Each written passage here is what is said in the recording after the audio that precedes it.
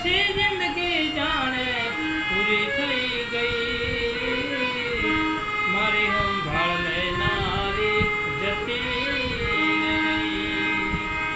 એ પછી હામણા મનામણા સુરે થઈ ગયા, કીધા વગર દૂર રે થઈ ગયા.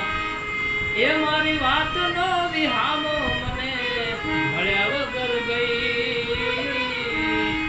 મારી વાત નો વિહામો મને પૂછ્યા વગર ગઈ.